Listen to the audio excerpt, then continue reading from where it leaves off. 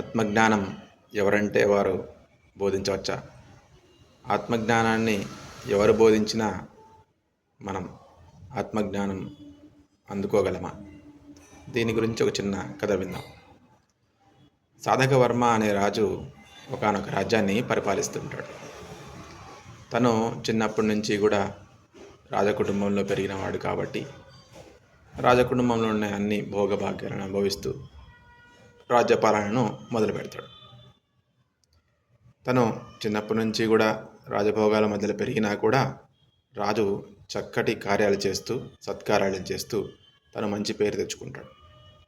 ప్రజలను చాలా చక్కగా పరిపాలిస్తూ ఉంటాడు. అలా పరిపాలిస్తూ చాలా మంచి పనులు చేస్తూ ఉంటాడు.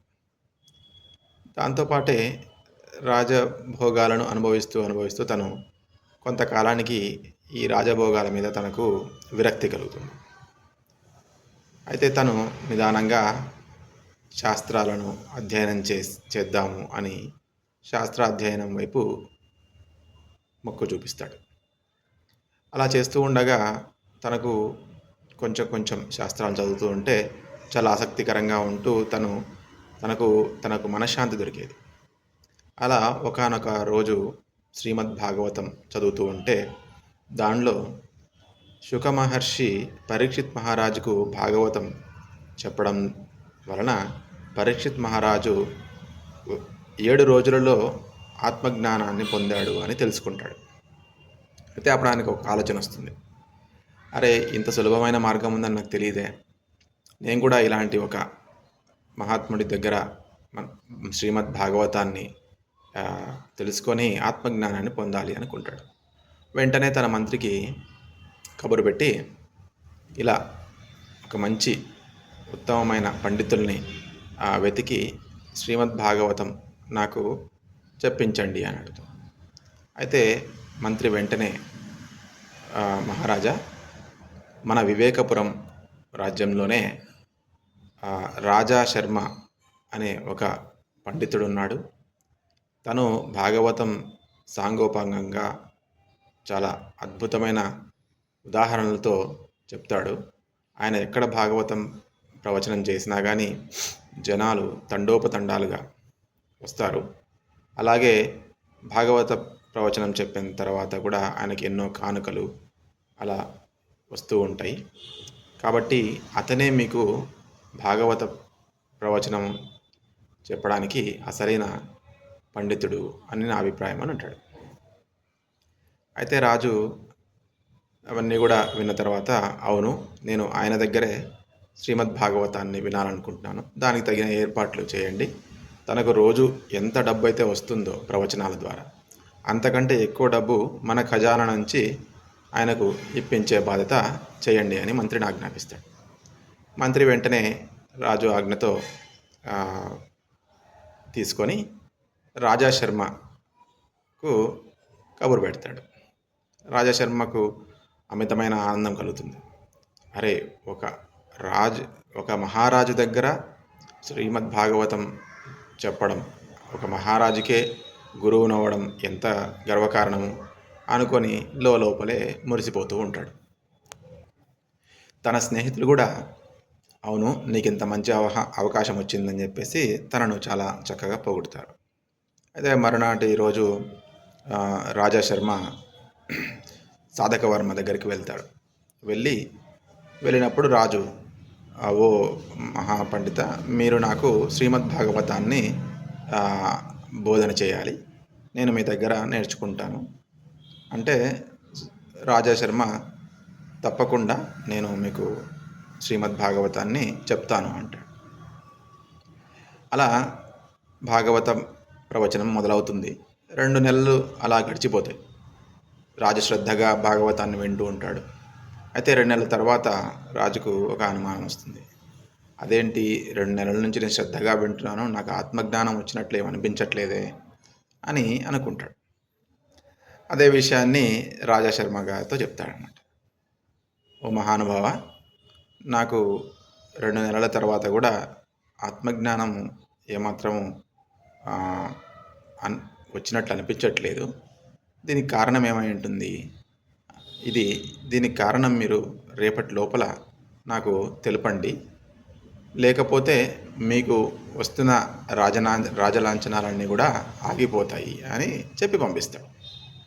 అయితే రాజాశర్మ దిగాలుగా ఇంటికి వెళ్తాడు. ఇంటికి వెళ్ళిన తర్వాత రాజాశర్మకు కూతురు ఉంటుంది. ఆమె పేరు మహామేధ. పేరుకు తగ్గట్టుగానే మహామేధావి, చాలా తెలివిగలది. కూతురు తన నాన్నగారి మొహాన్ని చూసి ఏదో దిగులుతో ఉన్నారని చెప్పేసి, నాన్నగారు ఏమైంది, ఈరోజు ఏమన్నా రాజభవనంలో మీకు ఏమన్నా ఇబ్బంది కలిగిందా, అదేమన్నా ఉంటే నాకు చెప్పండి అని అడుగుతుంది. అయితే రాజాశర్మ, అమ్మాయి నువ్వు చిన్నపిల్లవి, నీకెందుకు ఇవన్నీ కూడా, పెద్దవాళ్ళ పనుల్లో ఎందుకు నువ్వు తలదూరుస్తావు, నా తిప్పలేదో నేను పడతాను, కాబట్టి నువ్వు వెళ్ళు అంటాడు. అయితే మహామేధ ఇలా అంటుంది, నాన్నగారు చిన్నపిల్లనైనా కానీ మాకు ఎంతో కొంత తెలివి ఉంటుంది కదా, చిన్న చిన్న పుల్లతో, చిన్న పుల్లైనా కానీ మన పళ్ళ మధ్యలో ఉండే ఆహారాన్ని బయటికి తీస్తుంది కదా, అలాగే ఒక పెద్ద గుణపం కూడా ఛేదించలేని రాయిలో కూడా ఒక చిన్న చెట్టు వేరు లోపలికి వెళ్తుంది కదా, కాబట్టి మీరు నాకు చెప్పండి ఏంటో సమస్య. అయితే రాజాశర్మ తప్పేది లేక జరిగిన విషయాన్ని చెప్తాడు. చెప్తే మహామేధ అంటుంది, నాన్నగారు మీరేం కంగారు పడకండి, దిగులు పడకండి, రేపు నేను మీతో పాటు వచ్చి రాజుగారికి వారికి సమాధానం నేనే ఇస్తాను. అయితే రాజాశర్మ చేసేది లేక ఒప్పుకుంటాడు. మరుసటి రోజు ఇద్దరు కలిసి రాజభవనానికి వెళ్తారు. రాజభవనానికి వెళ్ళిన తర్వాత రాజాశర్మ అంటాడు మహారాజుతో, మహారాజా మీ ప్రశ్నకు సమాధానం మా అమ్మాయి మహామేధ ఇస్తుంది అని అంటే, రాజు కొంచెం ఆశ్చర్యపడతాడు. అదేంటి, పండితులు ఇస్తారనుకుంటే వాళ్ళ అమ్మాయిని తీసుకొచ్చారు, సరే పర్వాలేదు చెప్పండి. అయితే అప్పుడు మహామేధ అంటుంది రాజుగారితో, రాజా నేను మీరు అడిగిన ప్రశ్నకి సమాధానం తప్పకుండా చెప్తాను, కానీ ముందుగా నాదొక చిన్న అభ్యర్థన, మీరు కాసేపు నేను చెప్పిన విధంగా నడుచుకోవాలి అంటుంది. రాజు పర్వాలేదు చెప్పమ్మా అంటాడు. అయితే మీ సైనికుల్ని పిలిచి ఒక స్తంభానికి నన్ను కట్టేయమని చెప్పండి, ఇంకొక స్తంభానికి మిమ్మల్ని కట్టేయమని చెప్పండి, అలా స్తంభాలకు మన ఇద్దరిని కట్టేయమని చెప్పండి అంటే వెంటనే రాజు పిలిచి అదే పని చేయిస్తాడు. ఇద్దరు స్తంభాలకు కట్టేసిన తర్వాత చెప్తుంది మహామేధ, ఇప్పుడు అందరినీ బయటికి వెళ్ళమనండి మహారాజా అంటే, అందరినీ కూడా బయటికి వెళ్ళమంటాడు రాజు. అందరూ బయటికి వెళ్ళిపోతారు.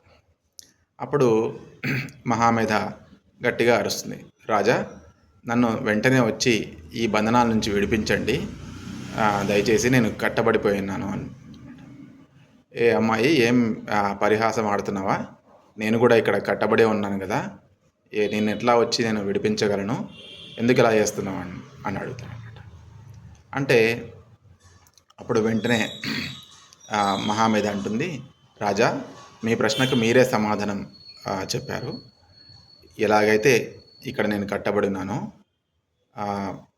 అలాగే మా తండ్రి గారు కూడా భవబంధనాలతో కట్టబడి ఉన్నారు. పరీక్షిత్ మహారాజుకు బోధ చేసిన శుక మహర్షి పరిపూర్ణంగా ఆత్మజ్ఞానంతోనే ఉన్నారు. ఆయనకు ప్రపంచ విషయాల మీద మక్కువ లేదు.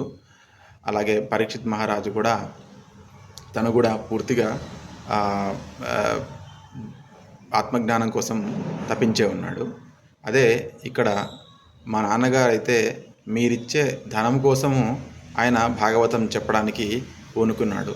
కేవలం శాస్త్రజ్ఞానం ఉన్నంత మాత్రాన ఆత్మజ్ఞానం చెప్పడము కుదరదు. దానికి పరిపూర్ణమైన ఆత్మజ్ఞానంలోనే నిమగ్నులైన వాళ్ళు ఉండాలి. కాబట్టి ఇట్లాంటి వాళ్ళతో మీకు ఆత్మజ్ఞానం రావడం కష్టము అన్నట్లు చెప్తున్నాను అన్నమాట. రాజుకు వెంటనే